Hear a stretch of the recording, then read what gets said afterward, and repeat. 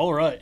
Today's episode is a special one because sitting across from me is the guy that took me an entire year to steal from a large competitor of ours, maybe one of the biggest in the country, maybe the biggest in the country. Who knows what they call themselves?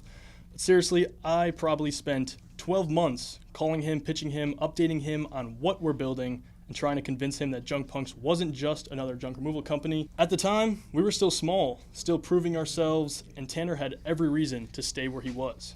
But eventually he bet on us. Fast forward to today, and he's been in the trenches for some of the craziest moments in company history. Explosive growth, new markets, disasters, wins, sleepless nights, explosions. And now our push to franchise Junk Punks across the country. So today we're pulling back the curtain on all of it. How we met, what finally convinced him to make the jump, and what it's actually like building the next big junk removal company. I bring to you Tanner Suarez. Yeah, thanks a lot, Logan.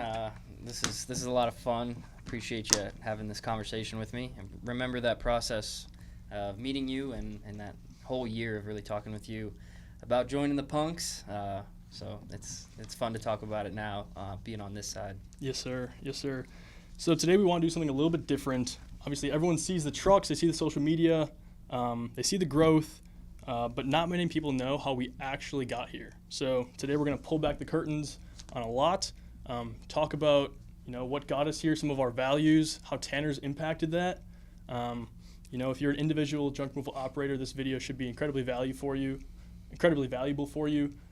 So let's hop into it. Tanner, obviously you're here now.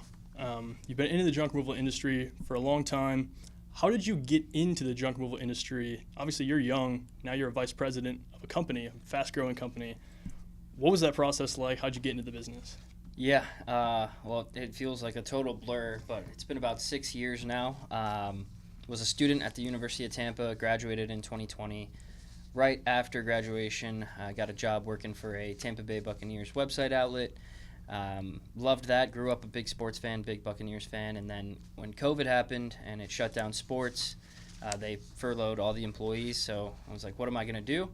And my college roommate actually worked for the large junk removal company that Logan had referenced, and he let me know that they were hiring and it was work, and I needed a job, so I started my path there and went from just being on the truck to all the way now to being a VP of the fastest growing junk removal business in America. So life comes at you really fast, I guess. Yeah. It feels so crazy to be here. Yeah.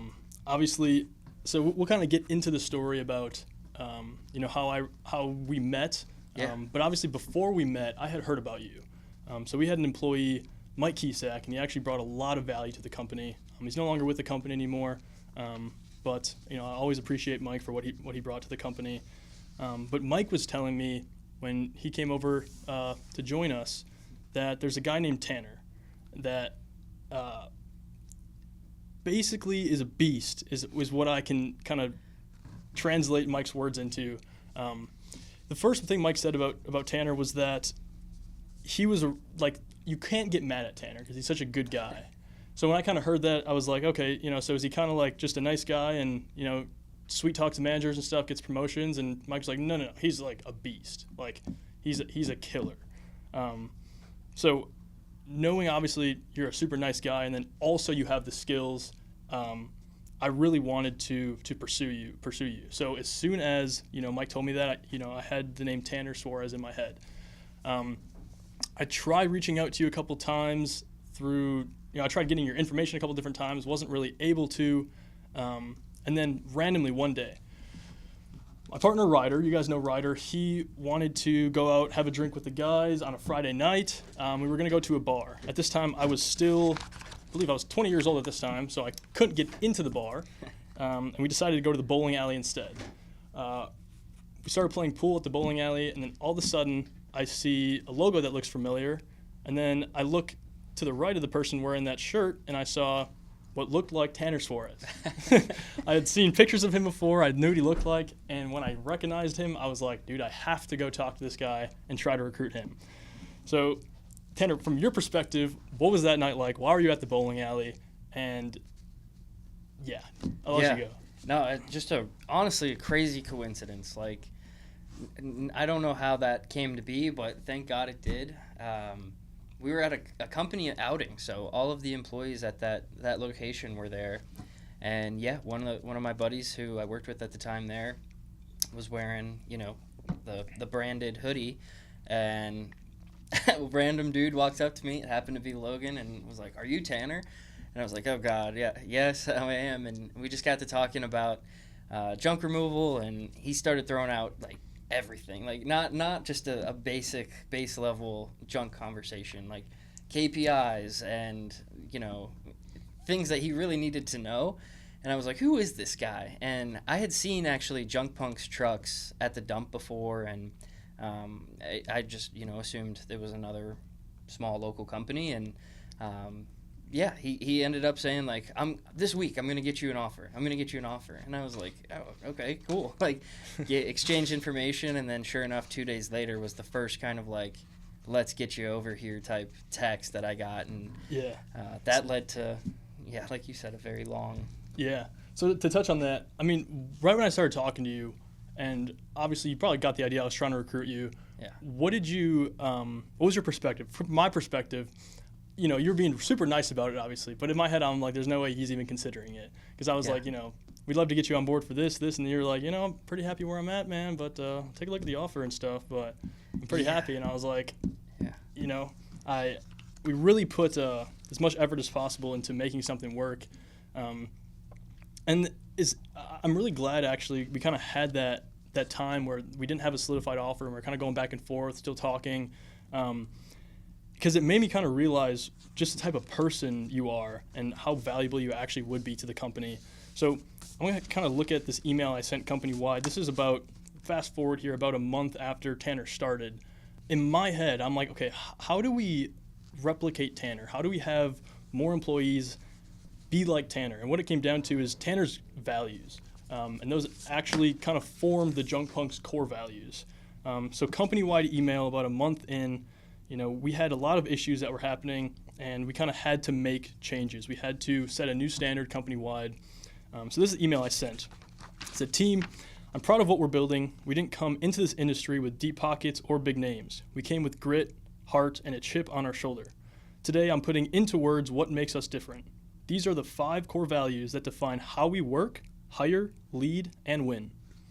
So I'm going to go into these core values throughout the episode, because a lot of things that junk removal independent operators focus on is marketing. People say, I need more leads in my schedule, and I need a better website. I need all this digital stuff.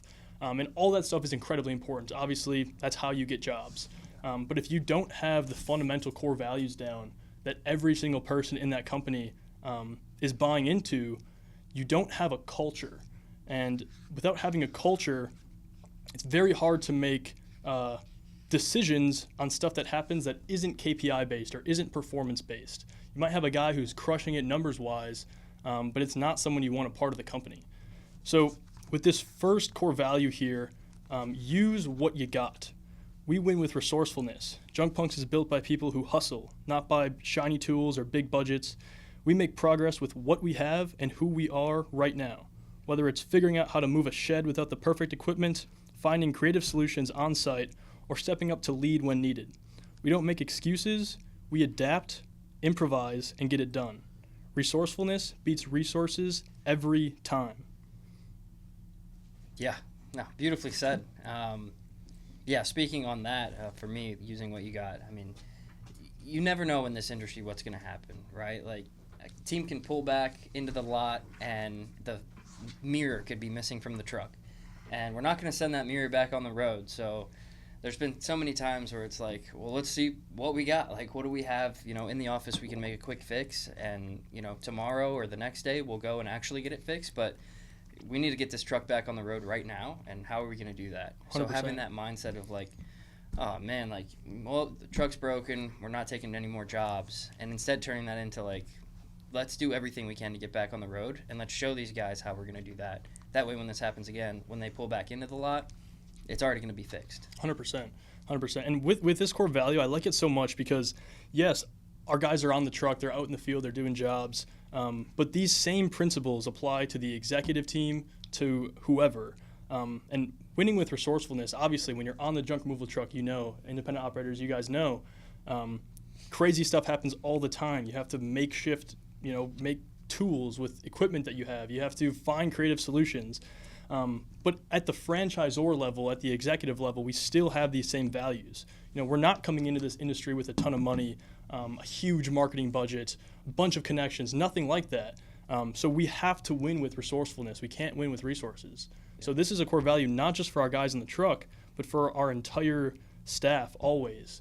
Whether it's building our own softwares because we don't want to pay for a premium software that's something that we can actually build in-house.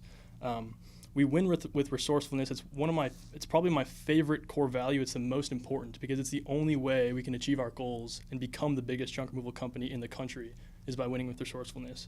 Okay.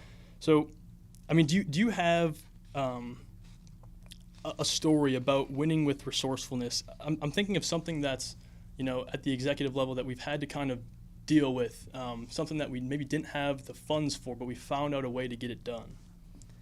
Yeah. I think we could talk about Arsenal. And we had a lot of issues with tracking a lot of KPIs when I first came over here. And a lot of stuff that, we had an idea about, but it wasn't really being distributed to the team. So they didn't really know if, they were doing well or not. And I remember talking to you and Ryder about, we need something where these guys are able to see, how they're performing. It's so easy to tell someone, hey, do better. And it's like a month goes by, am I doing better? But being able to, as much as open an app and see, all right, I'm hitting the goals that they set for me. I think that was the biggest and the first, really, that we did was building that internal software. And 100%. We did that on the tightest budget. It didn't cost us hardly anything at all. And now, we have people what is that? It's making noise. Yeah, and that's something too. We don't have necessarily the funds to go out and hire a software developer to build something like that, or other positions that we would like to have someone who specializes in. But at this size of a company, we don't have the funds to do that. So I love about our executive team is we have the ability to go learn something new and figure out how to do it ourselves. Yeah. And then every time we do that, that just keeps stacking and stacking. And our executive team has so many more skills than other positions. You're a VP of operations, but you've also been using so much AI and so many AI workflows and software builders that you have skill sets outside of just operations. And I think it strengthens the entire arsenal. Yeah, it does. And thank God for AI. I'll be putting, something together on an operations side and all the statistics, data, everything will look right. But then the branding looks terrible. And it's I don't come from a branding background. I'm not, a graphic designer by any means. But being able to just, create something to where you have a template and you can instruct it, hey, I want it to look this way. And it putting all of the good information and making it actually look presentable and really structured. 100%. Learning that and being able to use it as a great resource has taken me so far on a personal level, and being able to coach that to franchisees and even private truck team guys has been great. 100%. Okay, moving into core value number 2, do the dishes. This might be my favorite core value. And I think this one, really Tanner kind of changed my perspective on. Maybe not changed my perspective, but just embodied it so much that I figured we have to add this into our company core values. I'm going to read it here. Own the boring work. Love the grind. Success is built on the little things that most people ignore.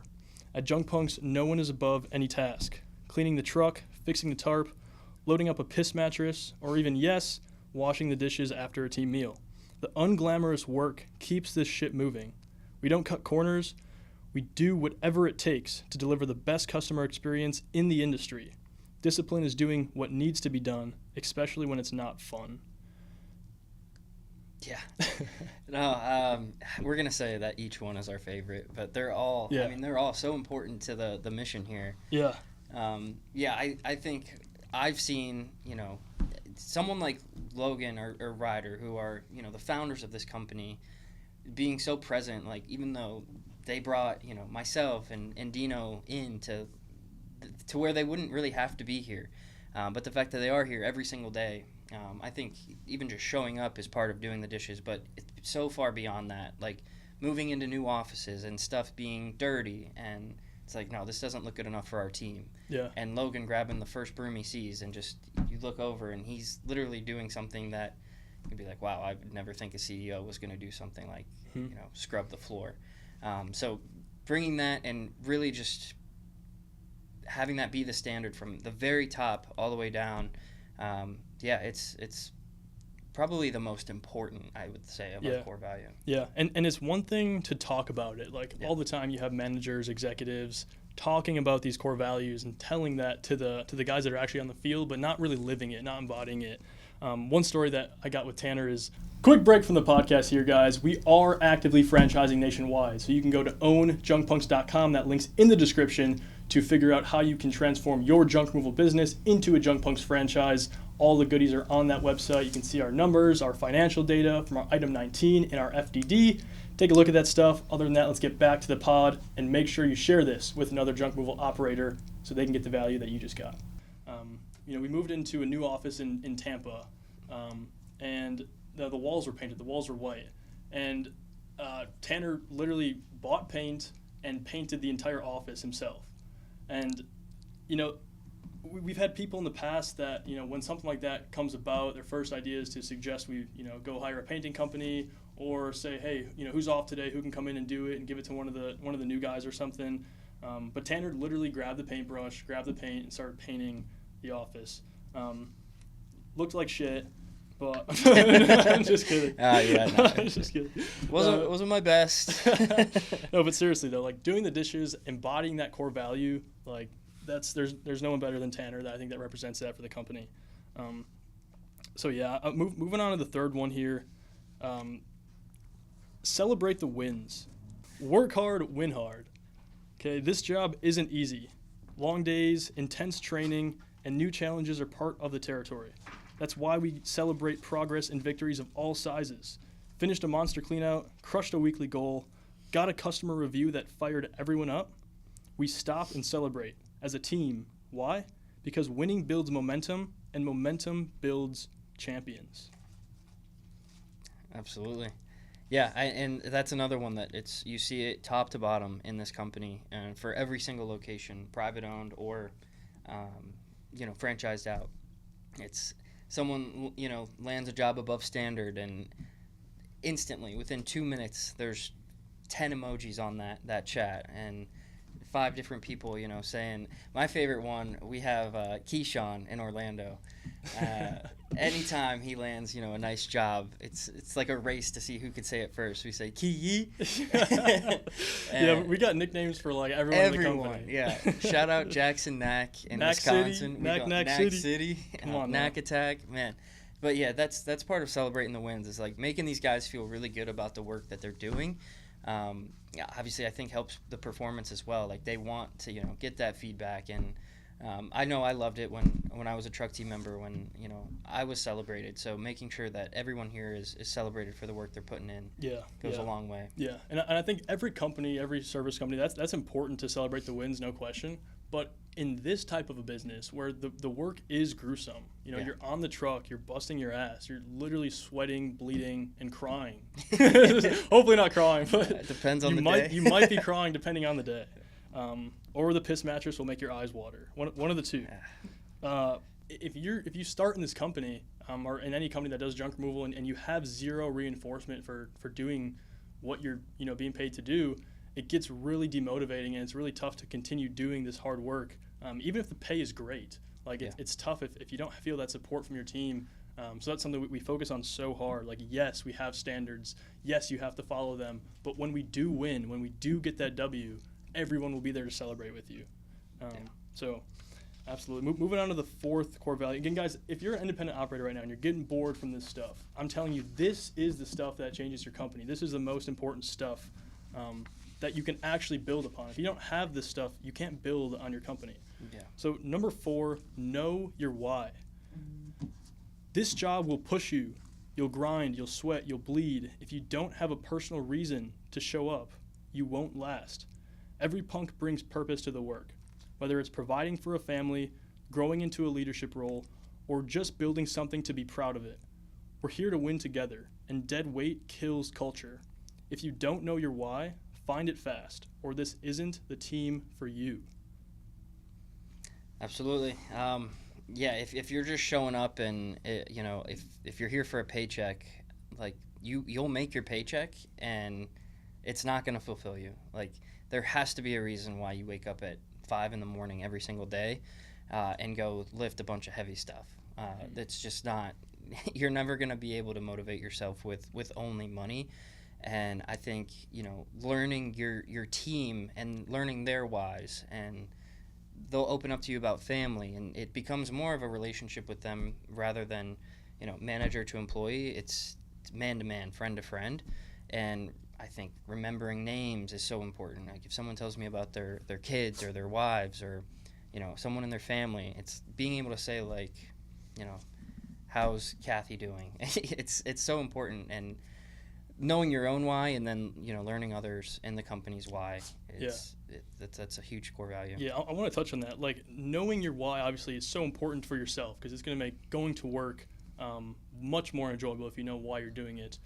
But the second that you're the employer, that the employer knows the employee's why, that is game changer, because now I know what your goals are, why you're doing this, and I can actually help you achieve them. Right? Like, if you have your employees' why, you're able to actually start building. Like you said, it gets that deeper relationship, and it becomes like, a joint venture. It's like, you have a goal, I have a goal, our goals align, and if you do what we need to do and I do what we need to do, we're going to get there. Right. And now we can both hold each other accountable to those goals. So that's been a game changer. I remember when we did our GM training, and we launched 5 new markets. We had a session in it. Yeah. And I think people were crying. People were crying in deep. the session. It got deep, and I think that was one of the most valuable things like we could have done there, and it just went so good. But what that let us do is actually find out why people are doing this, what their end goals are, and get them on a track to hit those goals. It's so important. I wouldn't be here today if you didn't explain your why of building Junk Punks. So it is very important. It was, a main thing I wanted to bring over here was, okay, I want to sit down with every person that was here, because obviously coming in, they're like, who is this guy that just got a management job? I don't know him. I've been here. It's like, well, let me sit down and talk to you. I want to hear your goals, and then your goals are going to become my goals. Let me help you get there. Yeah. Give me a chance to do that. And writing them down, taping them to the wall, and just going through and scratching each one off as we reach that goal.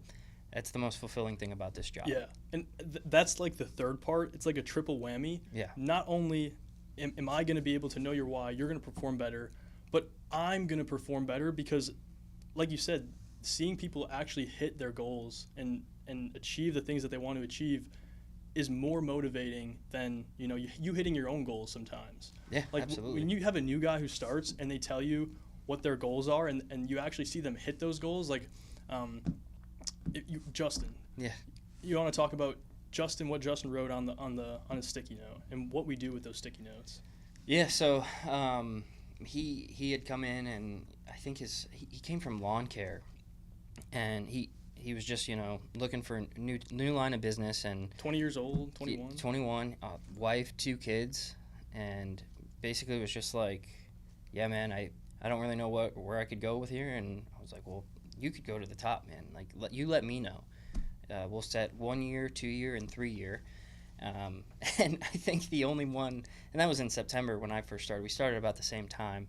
And the 1 year and 2 year are already crossed off for him, and the last one is the 3 year, and he's well on his way to being able to scratch that off as well. And we're even talking with him about franchising as well, which would definitely get him to his 3-year goal. Yeah.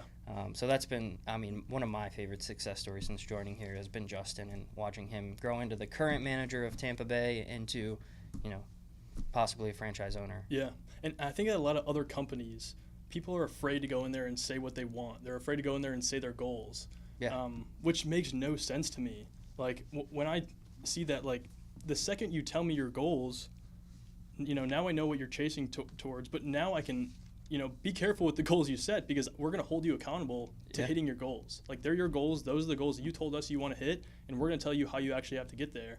And 100%. if you say you're willing to do the things we need you to do, now you know what our guidelines are, we know what your guidelines are, and we're going to make sure it happens. Yeah. So, And don't make them too small either. Like, a goal, don't make it like, oh, I want to wake up tomorrow. Like, yeah, we all hope that. It's it's kind of like a given. We all hope. But, really reach for, something that you feel you're going to sit down and reflect on it and be like, I did that. Like, I made it. yeah. For us, there's no goal that's too big. No, there's The bigger the not. goal, the happier we are. Yeah, and that's going back to Justin's goals. Like, these were not small goals Yeah. by any means. Yeah. But to do it in 9 months, what he's accomplished and what a lot of our other teammates here have accomplished too it's really fun to see. And It is. It kind of brings us into the next part here. This is part of my why, but core value number 5: be a punk. We are the underestimated, the counted out, the ones who weren't supposed to win, and that's exactly why we do. Junk Punks was built from nothing but grit, belief, and a relentless work ethic. No investors, no trust funds, no industry shortcuts, just a crew of people who refuse to let circumstances decide their future. In this industry, the old school players didn't take us seriously. They laughed at our names, they doubted our age, they mocked our inexperience. They thought we were just some kids with trucks. Maybe they still do. Good. Because being a punk means you don't wait for permission to succeed. You don't need validation from doubters. You don't back down when someone tells you you're not big enough, experienced enough, or ready. You go anyway.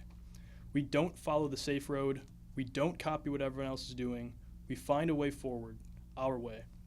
And we're not afraid to shake up an entire industry while we do it. Every new location, every 5-star review, every customer we serve is proof we belong here. Not because someone let us in, but because we kicked the fucking door down. I love it. Yeah, it takes me back to the night at the bowling alley where I was like, who is this guy? And he's telling me he wants to be the Who biggest. the fuck's this Logan Sullivan kid? Yeah, you're like, oh, you're gonna be the biggest junk removal company in the world. Okay, yeah, for sure, bud. Yep. And then, yeah, it's like, of course I thought you were crazy, and I still think you're crazy. But the only difference now is I think I'm crazy too, because I'm fully on board with that. And your ability to lead to, join this mission and follow these core 5 values and being able to talk through them and being so open to, like, this is what we need every employee who's ever hired here to look at. It's why this is working. 100%. 100%. Can I give a quick note on that real quick? Yeah.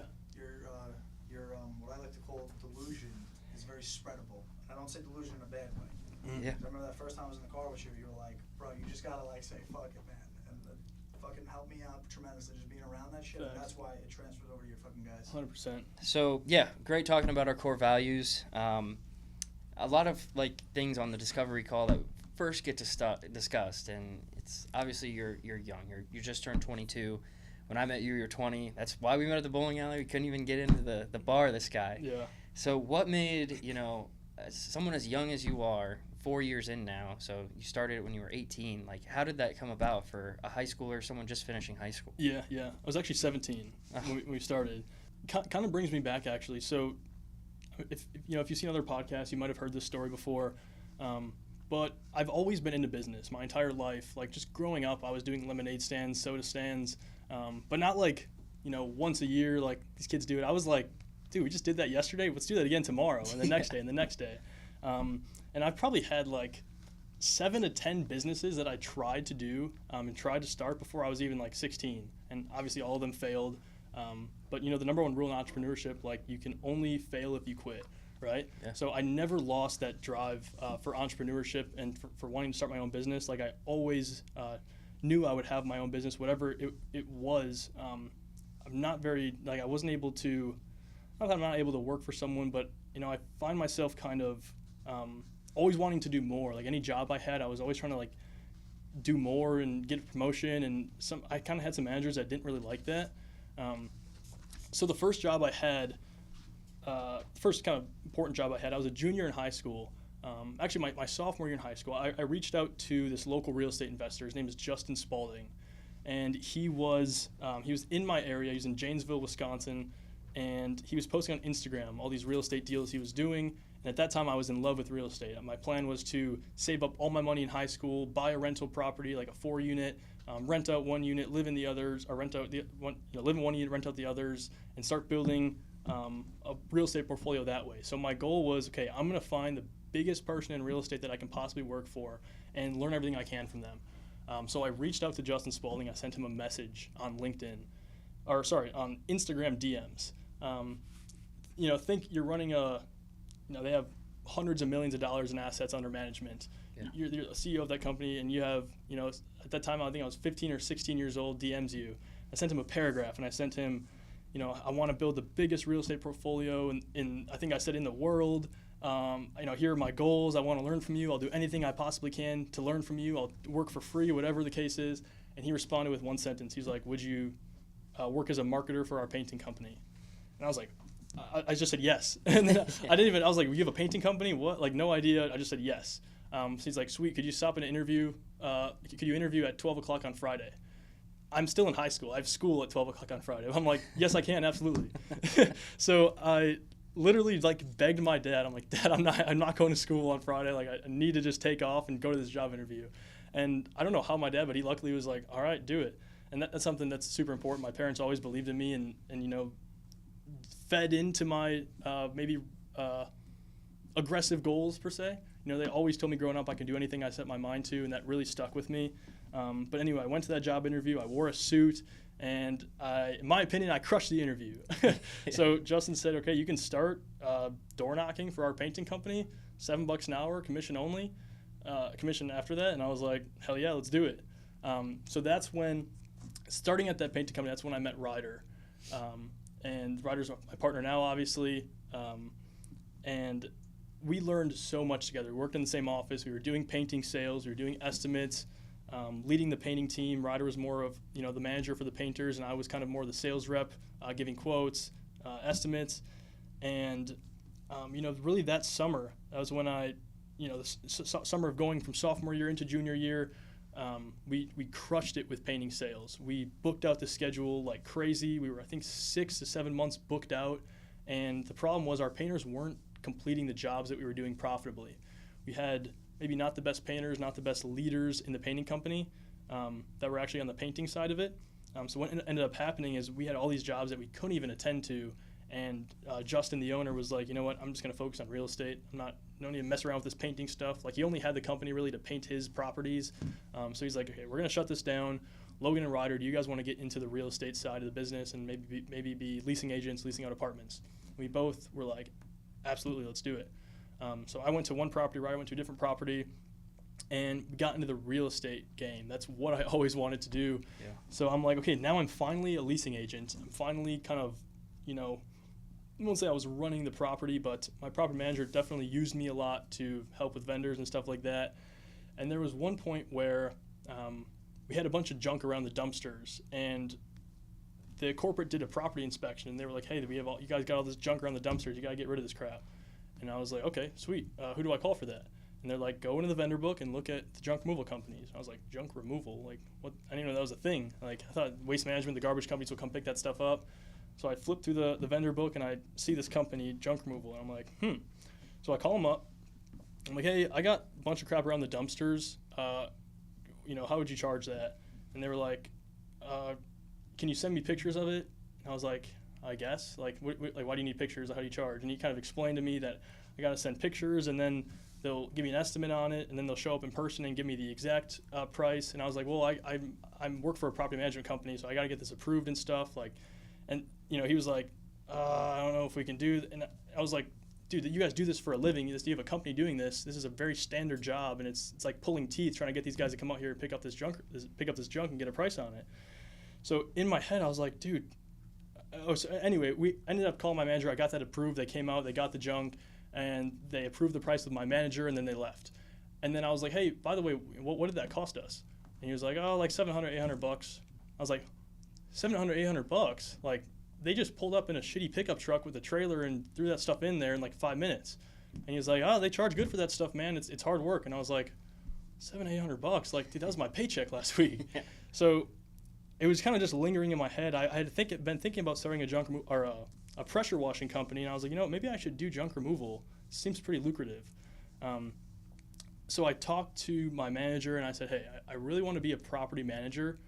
I know I'm not 18 years old yet, but I'm about to graduate high school. This is fast forwarding, you know, a year and a half later after going into my senior year. I'm going to graduate. I want to be a property manager. And they said, you know, we would love for you to be a property manager, but we want you to be 18 years old first before you become a property manager. And I was like, I'm not going to be 18 for like 4 more months. Like, I'm not going to do the same thing for 4 more months if I'm ready to do that now. I can go start a business, make money other way. And they're like, well, sorry, man, you got to be 18. I was like, all right, screw this. Yeah. So, I mean, Justin Spalding, I love Justin Spalding. He's been a great mentor. He's still a great friend. He's helped us a lot along the way. But I ended up quitting that job, starting a junk removal company, and I reached out to the property managers that I did know that, you know, maybe got hired and fired from that business and went somewhere else. And I reached out to them. I said, hey, I'm starting a junk removal company. Can I service your property? And that's how I got, you know, our first bunch of clients. And the rest is kind of history. Yeah. So that's the origin story of how I got into this business. You know, like I said, I was 17 when I started it. Now I'm 21, so we're coming on 4 years now. We're on the 5th year now. Yeah, we're on the 5th year now. Yeah, we just hit our 4 years. Yeah. And you just turned 22, by the way. I did just turn 20. Oh, yeah. I just turned 22 last week, so I'm 22 now. Yeah. Okay. I was like, the math isn't adding up there. No, so good stuff. Yeah, I mean, so at that point, you have Ryder. You guys have the same vision. What point were you guys like, okay, like, what do we need now? We need a truck. We're going to start calling clients. How did that start? And, like, who ended up saying, like, okay, we need money for this, and how did that come to be? Yeah, so I actually didn't start with Ryder initially. I started with a different buddy I had, and it was pretty unprofessional. You know, we were doing one job a day, maybe one job every other day. But I kind of saw the success starting, but ran into a lot of issues with the person I was doing junk removal with, and I ended up basically just that location kind of just simmered out, and I kind of stopped going. You know, stopped trying really hard on that location. I was making good money, and I wanted to invest in real estate again. And Ryder had already been investing in real estate. Obviously, still a great friend of mine at the time. So we were. He was like, "Hey, I see you're doing this junk removal thing. Is there any way we can do that together and stuff?" And I was like, I don't know, dude. I'm not sure if it's for you right now, but I know you're doing the real estate stuff. How about we do real estate together?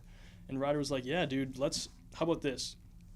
And this is, long story short, but he's like, how about we move to Florida, we buy, we lock up these we lock up these rental deals, and then we do Airbnb arbitrage. So we get a rental agreement, put the rental agreement on Airbnb, and we're making the difference on there. And he's like, dude, we can close 10 of these properties quick, we'll load them up with furniture, get them going on Airbnb, and start making money that way.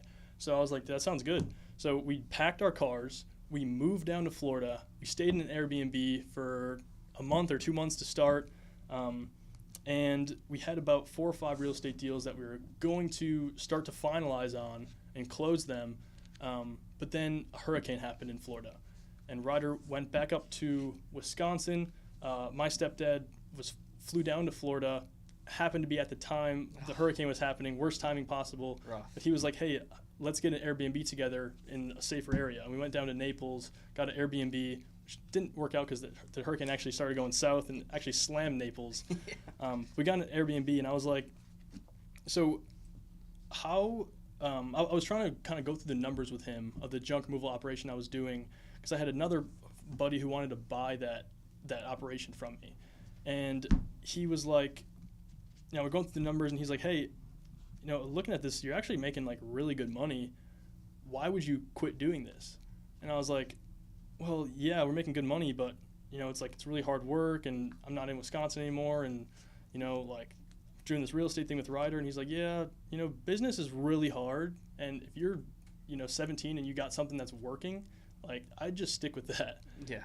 And I was like, the only issue is there's no chance Ryder's going to be down to do junk removal with me. So I called up Ryder, and I'm like, hey, dude, I don't know what you want to do here. We're running out of money. We got to figure something out quick. would you do junk removal? He was like, moment of silence, and he said, how fast could we get off the truck? And I said, 2 to 3 months. He's like, all right, dude, let's do it. And it was a very short conversation, but I was like, dude, if we're going to do this, we're going to go all the way with it. And we had talked about it slightly before, but he's like, yeah, dude, if we do this, we're going to go all the way, and we're going to be a nationwide company, and we're coming for it all. And I was like, all right, that's what we're doing. And from that moment forward, that's when I really made the jump to say, this is what we're doing. We're going to make this succeed, and we're going to make a huge impact on this industry. So, yeah, that's when Junk Punks Tampa Bay started. That was October 2022. And how we kind of started it was we bought a $2,500 trailer. Ryder had a Chevy Tahoe that he was driving. It was his daily driver. And he was able to pull that trailer. We drove out to the middle of the state, got this trailer, really sketchy, from some random guy, $2,500 cash. Left with the trailer. We had the Airbnb we were staying in. We talked to the owner of the Airbnb, and he said, hey, I have a property a little bit down the road where you guys could keep that trailer. I know you guys are starting this junk business and stuff. And we were like, that'd be awesome. How much? And he's like, don't worry about it. I won't charge you for that. And I was like, sweet, dude. We got free rent to keep this trailer. Yeah. And we got this Airbnb for 3 months now. So we got 3 months for us to bust ass, make this thing work, find a place to live full time, start hiring employees, and build this thing up. But it was not smooth in the beginning. Like we were living in this apartment. We'd get in the Tahoe every morning, drive a few miles to the trailer, get the trailer, drive 20 minutes to the dump, and then dump, and then we go hit jobs. But we did that every single day for those 2 or 3 months, and every single day we wrote on a whiteboard in the living room what our revenue was. And we saw that number kind of go up and up and up and up, and we saw the weekly revenue over the monthly revenue, and we're like, dude, this is going to work, but we have to start hiring people. We have to actually make this thing real. And we were both very, very scared to do that because, we know right now we're hitting the numbers we need to hit because me and you are pretty good at this. Like we've done sales before, we've talked to clients before, good with clients. But how are we going to have someone else do this? How are we going to train someone else? And who the hell is going to fucking work for us? Like we have very small operation right now. They're going to show up and drive the Chevy Tahoe with this trailer and go hit jobs like we're doing right now? Like, it doesn't really make, I don't know if that's going to work. But nonetheless, that's exactly what we did. Ryder had 2 buddies from Wisconsin that wanted to move down and help us build this thing. And they agreed to work on the truck. We agreed on the hourly rate, stuff like that. And, we had to kind of tell them, we guarantee you guys 40 hours a week. Even though we had no idea if we were going to get 40 hours of work a week, we're like, we'll pay you for 40 hours no matter what. So it was a big jump for us. Obviously, they're moving down from a different state. It's a big jump from them. But there was a moment where, we trained them for a couple weeks, and then their first time on the truck by themselves. Me and Ryder were at home, and we're like, okay, let's see how it goes, man. Like, they got a packed schedule. Like, we'll see what happens. A minute later, we get a call, and then we're like, oh, no. And he's like, hey, guys, just landed it for $600. Take 15 minutes. And we're like, what the fuck? Like, someone else just landed a job. Yeah. It doesn't have to be us. This is going to work. This is going to work. Yeah. And that was the moment where it shifted and, we actually began scaling. Yeah. That's, going back to use what you got. Like, that's the ultimate use what you got story. 100%. Like, and to hear that process of how you kind of like fell in love with the junk removal business, even though you almost gave up on it, or it was, I wanted to get back into real estate, into, this is going to work, and building a staff and to what it is now. Yeah. I think with anything, it's like you have that mental shift that you make where you might be on the fence, but then once you see certain pieces of data or certain information, then you fully see the vision. Like you have that crystal clear vision of what needs to happen. Yeah. And you just it can't go away sometimes when you see that vision. And it's to a point now where it's like we've been through some of the hardest shit ever, where, like people would be stupid to not quit some of the stuff that we've continued to push through. Right. What were some of those biggest mistakes? Yeah, well, first things first, right after we got that, hired the 2 employees, they were driving the Tahoe in the trailer. Instead of being like, all right, let's save up money for a really nice truck so we can professionalize this, we were like, let's buy the cheapest second truck we possibly can to get 2 trucks going as quickly as possible. So we bought a $7,000 box truck from Facebook Marketplace. Don't know how we actually ended up buying it, but showed up there, was like stalling out, had issues starting, but the guy's like, I trusted him. He's like, it's a good truck, it's gonna work, just maybe needs to touch up, all this stuff. And I was like, all right, we'll take it. $7,000, what could go wrong? And that was the start of a very interesting first year in business, to say the least. That truck broke down. The other truck broke down. We were having to buy these rent trucks and use that. Obviously, that's incredibly expensive, eating away our margins as we're paying for maintenance on these trucks. And then you'd think we learned our lesson there, but no. The solution was, okay, let's buy a third shitty dump truck for $3,500, or box truck for $3,500. Oh, you went even cheaper. Even cheaper this time because that's all we had left. That truck, there was a point where that span, we bought that truck. We bought the first used truck. Sorry. We bought the first box truck. It broke down. Like a week, 2 weeks later, we bought a second shitty box truck. It broke down. We literally were buying box trucks, using them for like a week or two. They would break down, have a crazy issue with it, and then we would buy a different box truck. And it was just like this downward spiral of making bad decisions and just not learning from our mistakes until, we do learn. And that's something business will, always, it's a great teacher, business, right? Yeah. And, you will have to learn the lessons to get to the next stage. People who quit, obviously, or they stop growing, they plateau, they're just not able to learn that next lesson that they have to learn. And I've kept that mindset through everything. Like if we're struggling right now, if we're hitting a plateau, if we can't grow, it's because we haven't learned something that we have to learn yet. Yeah. Right? No, 100%. So, all right, Logan, we've talked a lot about like the biggest disasters and the mistakes. So with junk removal, obviously, one of my favorite parts is you don't know what you're going to go and remove. I have some stories. I'm interested in hearing your stories. Cool. Like, what is like the weirdest customer interaction or the craziest find on a job, or the craziest thing you walked into with people who might not know as much about junk removal or don't have as many jobs under their belt? Like, what can be prepared to see? Yeah. So I will give an infamous story. I don't think we've ever told this story before. But it's one that lives in the history books of junk punks, and one we always refer back to and talk about, and it's the Billy story.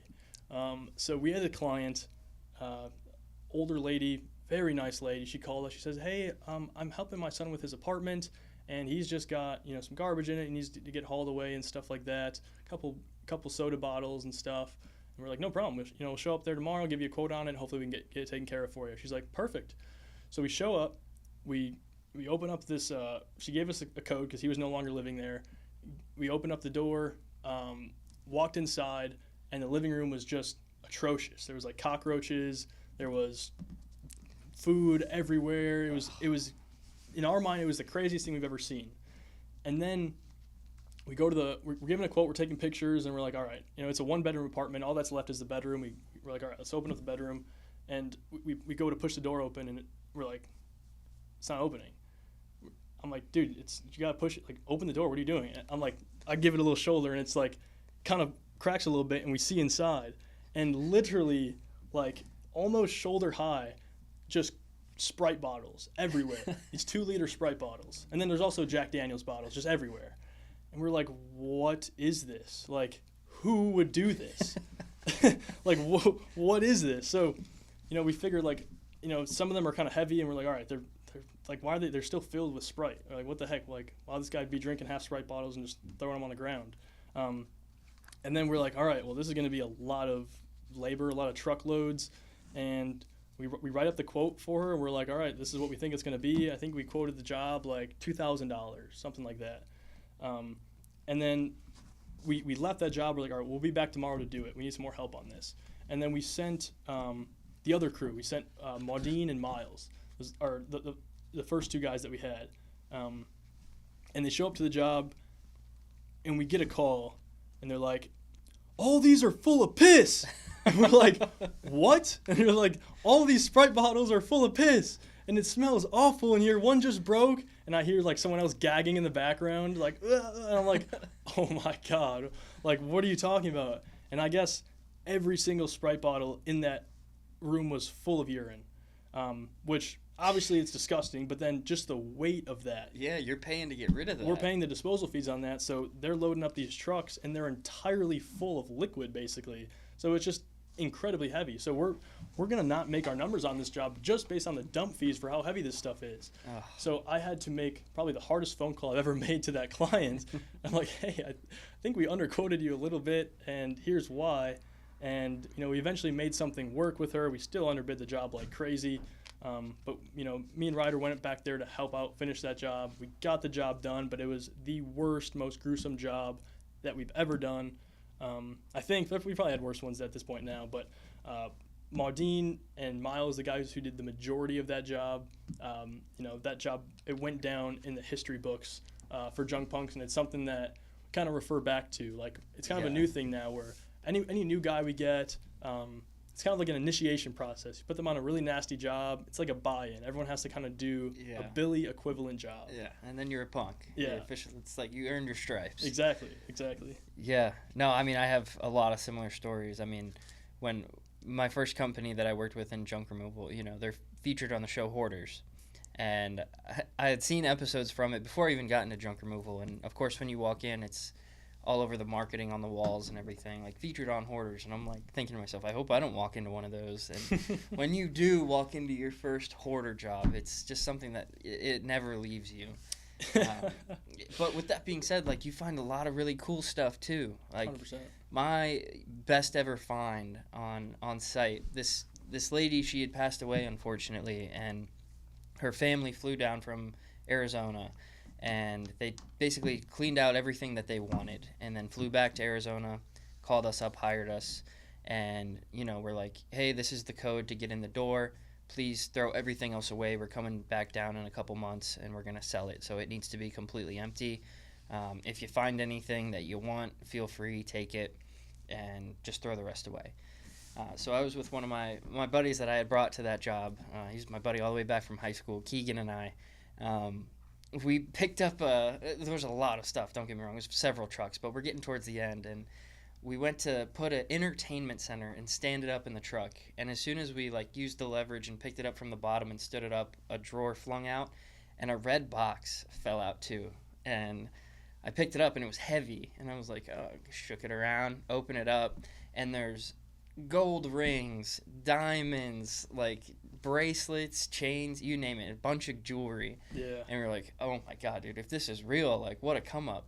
And this was, 3-4 years ago, before gold even really shot up like it has. And I remember right as soon as we clocked out, we went to the closest jewelry store, and the guy was like, I could give you store credit for $5,500 or write you a check for $5,000. And we were like, dude, this is the best job ever. Dude, that's more than a paycheck. Bro, I had such a similar experience, almost word for word. Jewelry box. This is one of the first jobs I ever did. Jewelry box, found it, went to the gold store. Guy just threw out a number, and I was like, holy shit, yes, I'll take it. Yeah. Didn't double check it, didn't weigh it, nothing. I was like, I'll take it. Let's do it. Which, looking back now, it makes me sick that we sold that for $5,000. That gold would probably be worth $15,000 now. Yeah. But at the time, it was that's still probably one of the best things I've ever found. 100%. So yeah, there's that aspect of junk removal too. Is just you genuinely never know who you're gonna meet. Even I don't know if you have a celebrity story either of someone big that you did a job for. I have a couple random ones. Got you. I really don't. Personally, I know we've done some jobs for some pretty big people. Yeah. Done a job for Mr. Beast. Yeah. Done jobs for some of the Tampa Bay Lightning players. But yeah, what's your celebrity so story? Probably I've done jobs for athletes and media, social media, content creators and people with a lot of followers, and always I'm after the end of the job I'm like, dude, could you throw me on the Instagram story, rep the brand a little bit? And but the funniest one, I was actually in the ops chair. I wasn't even on the truck, and I sent a team out, and I get a call from the truck guy, and he was like, dude, do you know where we're at right now? And I was like, yeah, you're at a trailer park in Largo. And he's like, yeah, but guess who owns it? It's the inventor of Jelly Belly, the inventor of the jelly bean.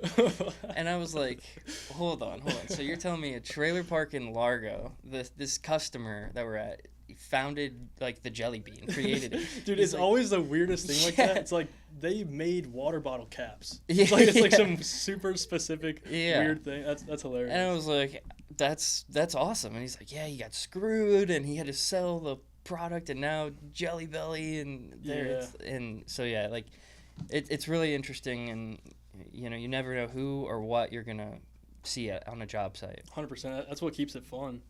So moving in here, I want to really give some value to the independent operators who are watching this right now. Yeah. So I think the biggest struggle that people are going for is obviously, you know, before you have multiple trucks going, just getting enough jobs for that first truck. There's tons of videos about how to get jobs for your first truck. Like, go watch them. But in this video, we're going to talk about how do you go from one truck to multiple trucks, and then from multiple trucks to multiple markets.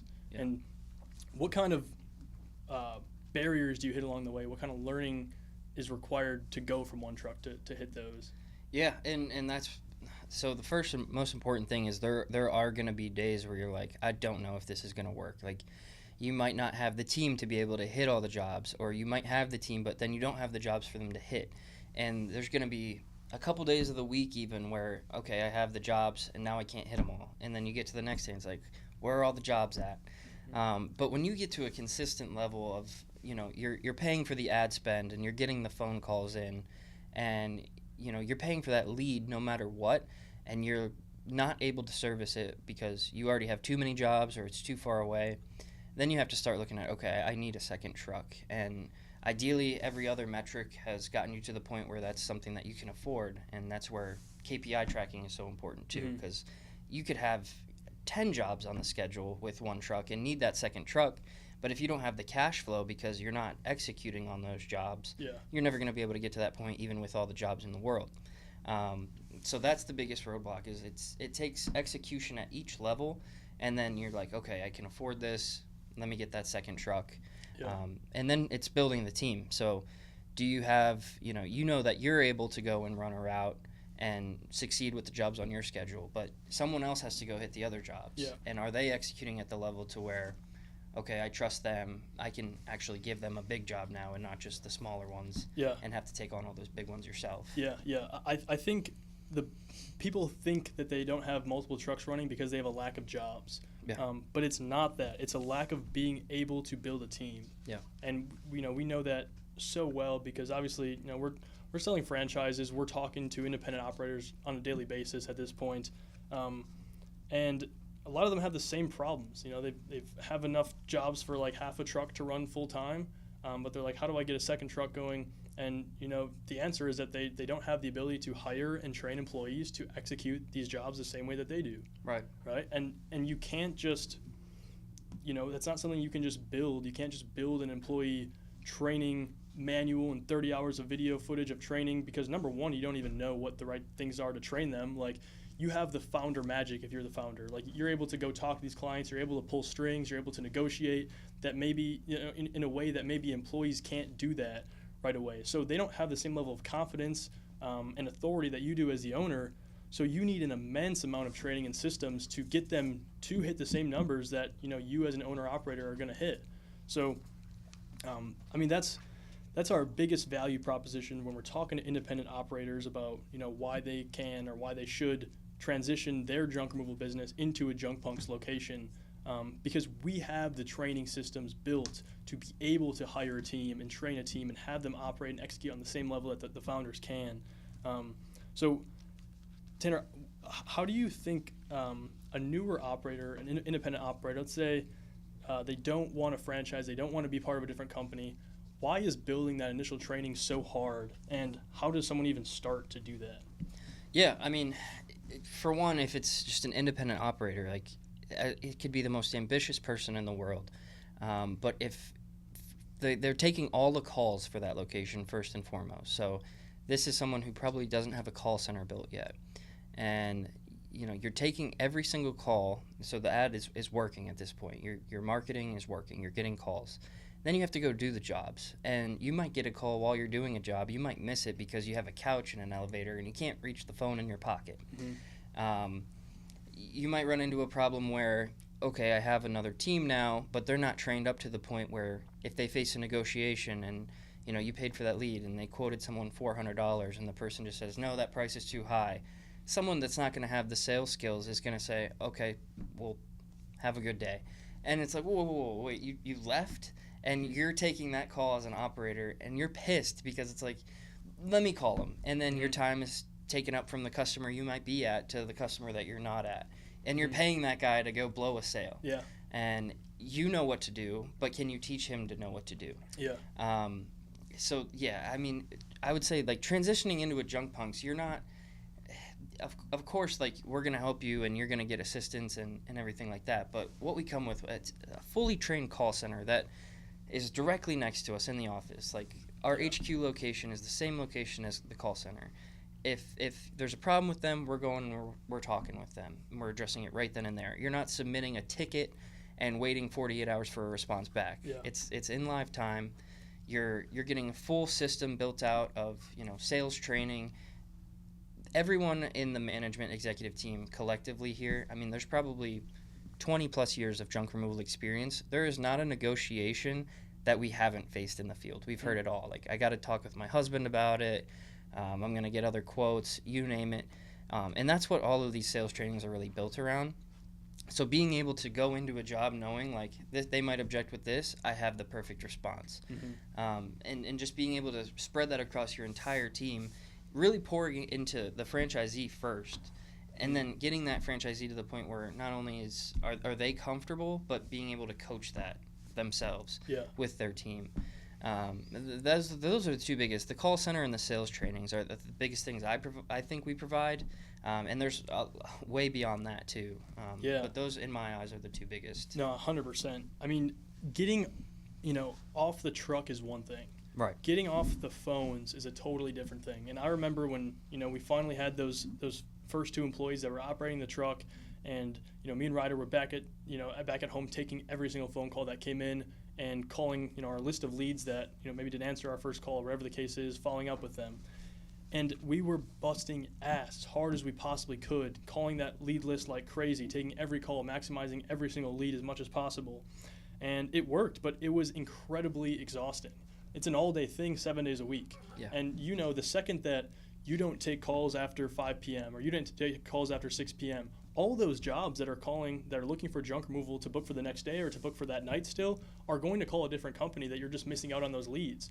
Or if you're paying for those leads and you're just not going to answer them, then you're wasting marketing dollars. So the second you're paying for marketing, you have to answer every single call and respond to every single lead. Like you said, if you're on a job and someone calls you and you have a couch in your hand so you can't answer the phone and they hang up, they're going to call someone else, and you literally lost money because you couldn't answer that phone call. Yeah, you don't get that money back. So people think that they're saving money. I'm taking all my phone calls myself. I do everything myself. They think they're saving money, but the second you miss a call and they call someone else, you just lost, what would have cost, multiple hours of payroll for someone else to take your phone calls. And who knows, that could have been a hoarder job that was worth $5,000 that 100%. you missed. And you could call them back in 2 minutes, and so many times, like, what I hear is, like, I called them right back, but they had already called someone else. And I think we take a lot of those calls, to be honest. Even 100%. if we're not the first call, it's nice to know that, okay, they might have called someone else first, but they didn't answer. We were the next call, and we always answer.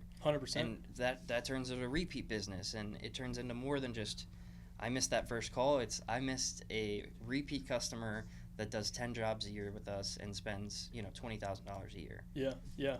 100%. And then how does that look to the customer? Like, you're trying to run a professional business, they call your line and you don't answer the phone call. Right. Like, that's just awful. Yeah. Right? So, I mean, it's so important. You have to answer your phone calls, and independent operators, that's the biggest advantage that these big franchise companies have, is all of their calls are getting taken by a centralized call center that has the sales training. They have the scripts, they have everything so every call goes the exact same way. You're not getting, if you're an operator and someone calls and, you're asking, in your head, you might want to make sure it's worth it to go out there. So your tonality changes on the phone call, and that's just not how to operate a business, right? You want to have every customer have the exact same 5-star experience every single time. And that's the stability that the call center gives our franchise network. Yeah. And that's going to help you on the back end of the job too. Like, so obviously we'll collect the money, and then it's, are they going to use us again, or are they going to leave positive or negative feedback? And we see so many of our Google reviews, which is a huge thing that we focus on. They'll mention, like, from start to finish, when Jules picked up the phone to when Kaylin came out to the job, it was a 5-star experience. And you're just setting yourself up for more business because that first call, ultimately, that's the first impression someone has of the company is that first call and whoever picks up that phone. So if you're out of breath on a job and you're like, oh, yeah, I could get out to you tomorrow, compared to, like, a professional script being read off to you and explaining how the service is going to go, it's night and day. 100%. 100%. And then, too, like, if you're on the job, you're operating everything yourself, what does that customer think, off the bat when you're out of breath answering a phone call? Probably, this guy's cheap. He's doing everything himself. Yeah. Right? So that's not only going to hurt your performance on your marketing, but it's going to hurt your actual revenue that you're bringing in. Of course. So, yeah, I mean, it's so important to the call center. It's such a big thing.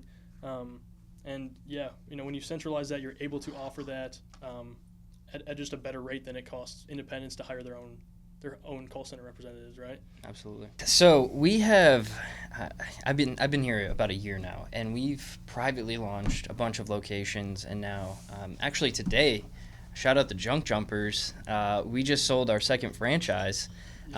What has been kind of the switch a little bit to focusing more now on the franchise model and going from we want to privately run the entire country to let's sell these franchises, let's give them our systems, and let's, just take maybe the royalties rather than have the complete ownership? Yeah, 100%. That's a great question. So, what you have when you have a founder, an owner of the business running each individual franchise, similar to here, you have that founder energy, that founder magic, Yeah.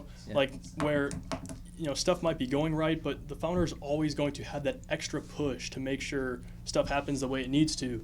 And you absolutely can find that with employees, with a general manager of a location. But obviously, those people are very expensive. And, a lot of them are working a job that, they might be happy with currently. So it's really hard to recruit those people to come work for you. And then, too, when you're launching a new market like that, not everyone is ready for the instability of those first couple months. You might have a ton of hours one week, not a ton of hours the next week. So it really got us thinking, like, the reason I didn't want to franchise initially is because, anyone can buy a franchise from you. You get into these, get into the broker networks, and all these brokers are just trying to make their money on selling whoever has money your franchise because you're paying them, right? So I didn't like the idea of that anyone can come into this business who has money and just buy a location, and then they're operating it the way they want to operate it. So that's why I didn't like franchising. But what I kind of realized is you can be selective and not use those broker networks, not use brokers to bring you leads for franchising, but do what we're doing now and actually go out there and talk to people who are like-minded, who share our core values, that want to franchise and own their own junk removal location, or whether they're already operating right now and they're struggling, they've hit a plateau. We've been there before. We've launched multiple private markets. We've hit the numbers we need to hit, and we're able to help those people immensely right away, very quickly. Hence the Junk Jumpers. We'll probably make a post about this here shortly, but Madison, Wisconsin company reached out to us, who, two young guys, they have shown the work ethic, they've shown the grind, and they said, guys, here's where we're stuck right now. How do we get past this? And from mutual conversation, it made most sense to say, guys, you should transition your junk removal business into a Junk Punks location. And they could, because they share our core values, and they're going to have that founder drive, that founder energy to run that location like, myself would, or like Ryder would, like a founder would. So that's why we're moving more towards franchising. Then the idea that you have thousands of independent operators that are already operating a junk removal company that don't have a call center, they don't know about marketing, they don't know about HR and how to hire people, and help for this stuff is extremely expensive. You have to go get a degree or pay thousands of dollars, like we did for these mentorship programs and these inner circles and stuff like that. So we said, okay, what if we can just connect this industry and find these local independent operators and have them transition into a Junk Punks location? It's a win for them because obviously we have the systems of support, the call center, the marketing systems to help them scale their business with more stability. And, for us, they're already operating in the business. They've made the jump. They've made the hard decision. They've quit the job. They broke up with the girlfriend, whatever the case is. They started their business. The hard shit's out of the way, and now they just need help. Right. Compared to someone who's like, okay, I got money saved up, and now I want to be a business owner because I don't want to work hard. That's a horrible mentality to have when you're, trying to get into franchising. So going for these people who are already operating a junk removal business, we love to talk to them, whether they just want to hop on a call and get some advice, get some information from us. We're happy to do that. But if people actually want to convert their junk removal locations into Junk Punks franchises, if you match our core values and you have big goals, you're going to fit right into our team. If you're someone who doesn't want to build a big company, doesn't want to build a big operation, just keep yourself on the truck running full time and whatever because you feel like you want to do everything and no one can do what you can do and all that stuff, that's not going to be a mentality that works with us. We have to be growing, we have to be always improving, and that's what I've found that drive for people who already own companies that want to do that compared to regular employees sometimes. Yeah, and so we do a lot of those calls, a lot of discovery calls, and what line that one can say on those calls is this is what determines they have it or they don't. So what type of person would we honor the call and make sure we tell them whatever questions they have, and then what could someone say to be okay, we're gonna go after this guy and we're gonna get him to be a Junk Punks owner? Yeah, I think the first thing off the bat, having the goal of getting off the truck is obviously a goal any junk removal business owner has, but it's really that doing the dishes core value where if people think that they're above the industry, they're above the ground level jobs, they're above the clients, and they're too good for this, so someone else should be on the truck and I should be managing them because I don't want to do that hard work. That mentality we don't fuck with, for lack of better terms. Yeah. Right? You have to be willing to do the hard work because at the end of the day, if you're hiring employees and they can sense that you're not willing to do that hard work, you're not willing to get your hands dirty, good luck having them do the hard work and getting their hands dirty. Yeah.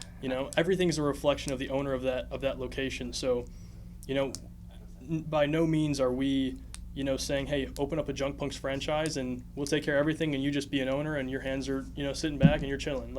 Absolutely not. The second you become a Junk Punks owner, obviously we take all your phone calls. We're going to improve your marketing metrics, hopefully, unless you're doing something crazy. But we can instantly provide the value and free up a lot of your time. But if you fill that time in with kicking back and not doing anything, that business is not going to grow. You have to replace that time with doing the hard work that needs to be done, building your people up, going out and doing walk-ins to property management companies, building connections, getting those repeat clients, doing community events, talking with realtors, all this stuff. It's hard work. It's hitting the pavement. It's getting out there and talking to people. It's hard work, but at the end of the day, that's what builds a junk removal company, right? Absolutely, and it's a full team effort.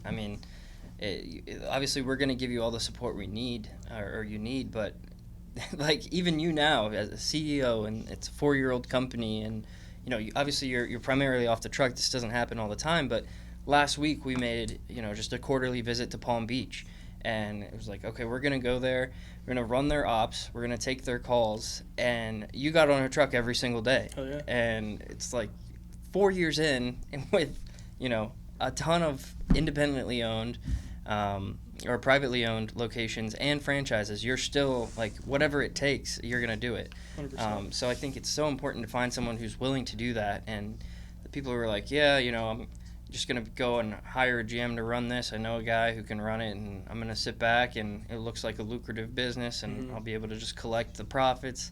It's never gonna work. Yeah, good luck. Yeah, and speaking from what I've seen from you, even if they're willing to throw a huge sum of money at you to get that franchise, we will turn that down because it doesn't appear like it's going to be successful. No, 100%, and that's I think the only thing that can hurt the brand and stop us from achieving our goals is getting the wrong people into franchise positions. Right. So it's the most important thing. When we're screening our applicants that are looking to open up a franchise, if they're not the right people, they're not going to get past our first discovery call. So Okay, Tanner, we've had a great conversation. I hope all the independent operators watching this have gotten some value from it. Guys, if you have, all we want you to do is to share this with someone who is also operating a junk removal company and can get value from it. Just closing out this segment here, Tanner, where do you see Junk Punks in 5 years if our plan, goes good? Yeah, I mean, I think the answer, it just gets crazier and crazier by the week. Considering how many things we have coming down the pipeline currently and in just this month alone, I say this not to sound crazy or, people might laugh at this, but in 5 years, we're going to have 100 locations at least. We're going to be in every state that we want to sell in. And we're going to be up there with, the biggest, if not the biggest by then, junk removal companies that are in the country. Our systems are only getting better. This is not a conversation where we're sitting here pretending to know everything, and we don't want to sound like we have everything figured out. That's, I think, one of the biggest benefits is we are constantly learning, and if we do find something that can work for ourselves and our franchisees, like, we're going to attack that every possible way we can. 5 years from now, one of the biggest junk removal companies in the world, and 100 locations. I'm not going to sleep until we're there. Oh, yeah. And just that ending sentence, what you said is something that we all, we live by. And that's when you have a goal, you need to figure out the inputs that actually make that goal possible. And you have to do so much volume on those inputs that it's unreasonable that we wouldn't hit our goal. So, and I think that's what we're doing. Like, we are here, this guy lives at the office, we're here, we're putting the inputs in to a point where we all feel that it would be unreasonable to not hit our goals based on what we're doing.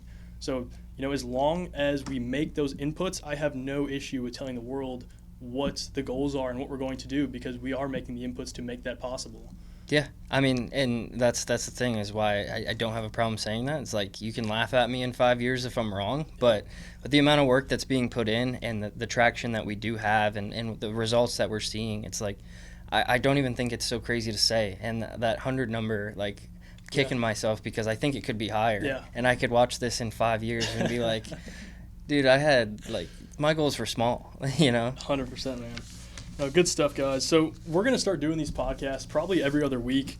Again, all we ask that is if you found value from this, don't even like it, don't even subscribe, just share this with someone else who's an operator that wants to get value from this, or that you think can get value from this. So, and also if you do want to find out about what it looks like to convert your junk removal business into a Junk Punks franchise, you can check out ownjunkpunks.com, OWN, junkpunks.com. We have all of our information about our item 19. You can see all of our data from 2024 and 2025, about our sales, number of jobs we completed, and why we feel that we're able to, go to people and say, we can help you with your business. Yeah. So, guys, check that out. Tanner, thank you for taking the time here doing this. I hope people get value from it. Absolutely. I appreciate you having this. This was a lot of fun. Also on that ownjunkpunks.com site, you can book a discovery call with me. Have 30-minute intervals blocked out for, whenever you want to sit down and talk about your business, or if you want to get into the business. Happy to talk about it. Happy to show what we're doing, and that's my favorite part about this job is getting to, share our mission and, see if we can find something that works out. Hell yeah.